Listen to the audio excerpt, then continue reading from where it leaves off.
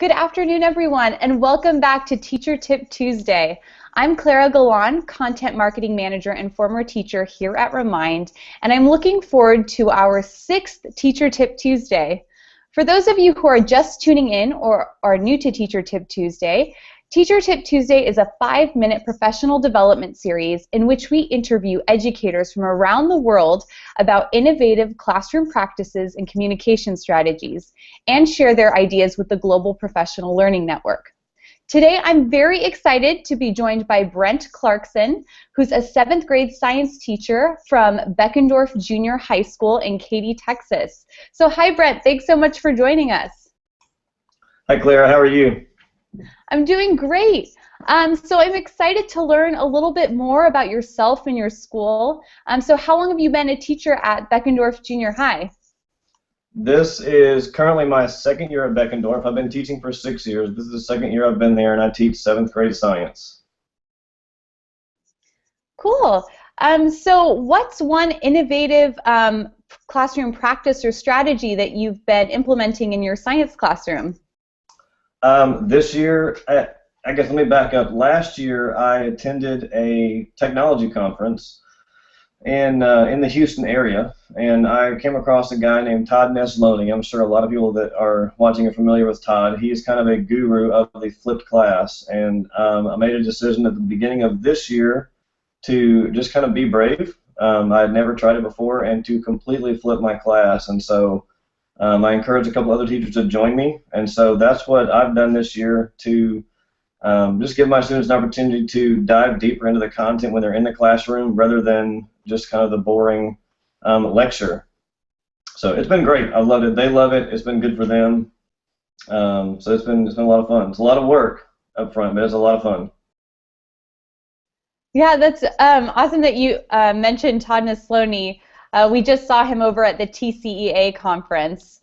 So he's been a great member of our teacher advisory board for a while. But I love that you've been flipping your classroom. What's, like one activity that maybe teachers could implement in their own classrooms if they're just getting started flipping the classroom? Man, I think that just kind of doing some studying up front on what the flipped class looks like, and then as far as an activity goes, activities that I've used, we've started the year with a PBL this year. And we're making a big push on our campus for project-based learning.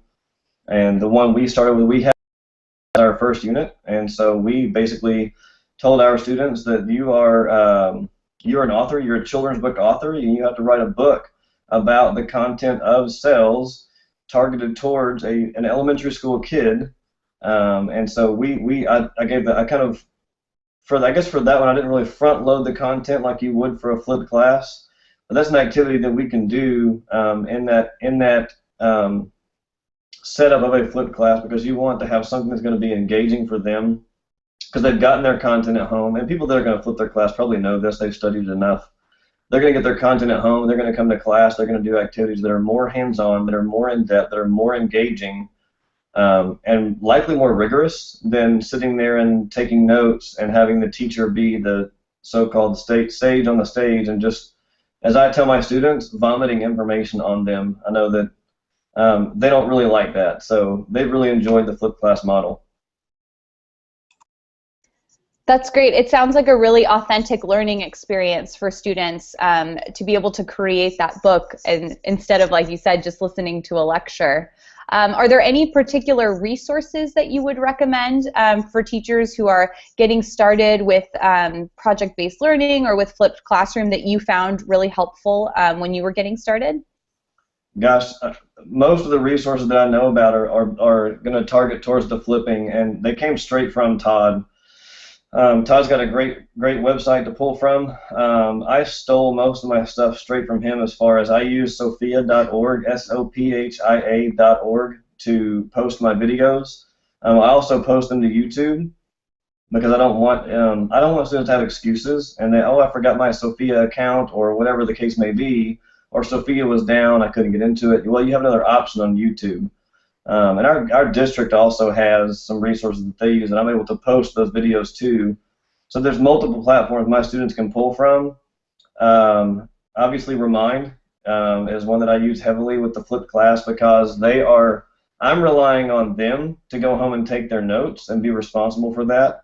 I give them a 3 to 5 day window typically because I like freedom of choice. I don't want to tell my students, you have to do this tonight and bring it back tomorrow. So I'll tell them, in 3 days I need you back in class with your notes done. So I guess that's Sophia is, to answer your question, Sophia is the main thing I use to flip my class. That's great. I know a lot of educators who use Sophia as a really helpful flipped classroom resource. I know also that there are great resources on like TeachThought and Edutopia for getting started as well as Todd Nisloni's blog. And I'd love to hear, from your experience as well if you're blogging as well. But great. So my next question was going to be about Remind and what are some innovative ways that you've been using it in the classroom. It sounds like you use it to keep in touch with your students, but have you seen a specific effect on your flipped classroom and in terms of like homework turn-in rates or student participation? I do. I have seen a turnaround because last year I used it some towards I guess I started using it probably 2/3 into last school year because I was kind of learning about it last year, and this year it's been my right-hand man, so to speak. I love it because it keeps my students informed, keeps my parents informed. I do use it to remind students about the notes they need to be taking. I use it to remind them of upcoming tests. I'll send them. You can now attach documents. And so I will send them a completed, we have a test review, and I've given them a few days to do the test. I want to make sure that I get them the completed review, so I'll send that to them on occasion. What else? Just keeping them in the loop. I use it a lot for that, and they like it. They ask me, hey, can you send us a remind about this? And I will. I'll send them out. I love that you can schedule them. That's great because I'm not always, let's be honest, when we go home in the evenings, I have a wife and 2 kids, and I'm not always thinking about my students. Maybe that makes me a bad teacher, but I do schedule those and send them out, and I think that's awesome that has an option to be able to do that. Yeah, no, I definitely don't think that makes you a bad teacher at all. I know it's so important that we have a healthy work-life balance, right? And so, of course, I know scheduling was one of the first features that we developed over here at Remind, knowing that it's really great if you're, planning your lessons for the month or for the quarter. It's awesome because you can just schedule it out ahead of time.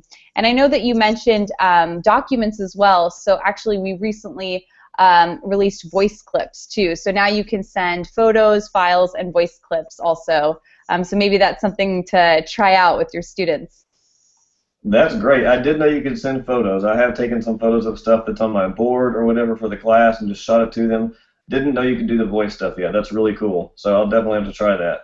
Even though they probably get enough of my voice in the class, but I like it. That's really cool. I think one thing I've learned from this year is I'll probably separate, and this is something that, like I said, I've learned about my setup. I'll probably separate my groups. It's all lumped into one right now for my pre-AP students and then for my academic students. Now, probably as far as parents and students in those groups, I will probably separate those, and this is just something for somebody maybe getting started with Remind. I'll probably separate those into 4 separate groups next year, with parents of my academic students being one, and then my academic students, and then pre-AP parents and pre-AP students.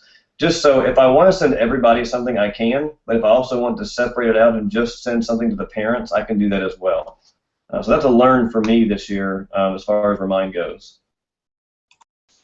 Yeah, that's definitely a good point. I think it's a lot easier then to manage whether you want to send just to parents or just to students. You can also select, who receives that message. So, each class can have an unlimited amount of subscribers, but you can select 3 or more. And then in addition to that, I know you mentioned a little bit earlier about not having any more excuses. So now when you send an attachment to, you can actually see who's opened it. So if you sent a study guide, you can see all the names of the students and who's opened it. So that way you know for sure that they received your document. Yeah, I did. So when I've used that in the past, I did see that, and I love that feature. So when you guys released that, I did test it out a couple of times, and like you said, you can see immediately And you know really who's going to look at it and who's not. Honestly, when you know your students, you know who's going to open that document and you know who's going to let it sit on their phone. Yeah, definitely. And I think it's a great tool to kind of gauge, student engagement and see who's on top of it. But it looks like we're running out of time, Brent. But is there anything else you want to share that you're excited for this week with your students? It's been an exciting week for us. It's been really fun. We are in the middle of studying adaptations right now, and most of my students, my pre-AP students, are working on a major project where they are have taken on the role, not really a PBL, but they've taken on the role of a scientist, and they're doing, like I said, adaptations. They have to combine two separate animals that obviously could never come together, and make that animal adapt and survive in a given environment. It's really cool to watch that happen, to watch it come together and see their little wheels turning in their head. It's been really cool. That sounds like a really fun project and something that really has creativity in it too. So I hope that your students have a lot of fun this week with that. So thank you, Brett, again for joining us tonight. So for those who are tuning in, how can they get in touch with you via Twitter? My Twitter feed is just B Clarkson TX, BClarksontx, and the TX stands for Texas. Well, because that's where I'm from, and we love it here. Great, thanks so much, Fred. And I know I was just in Austin last week, so it's a great, great state. So thanks again for all of you for tuning in tonight, and thank you again to Brent. If you have questions about this interview, you can tweet us. We're at RemindHQ on Twitter, or on Facebook, facebook.com/RemindHQ. And be sure to include the hashtag #TeachTues. So that's TEACHTUES. If you'd like to be interviewed and have your class featured, be sure to get in touch via Twitter or Facebook. I'm Clara Galan. I'm on Twitter at Miss Clara Galan. And be sure to tune in next week for some more great teacher tips. Good night, everyone.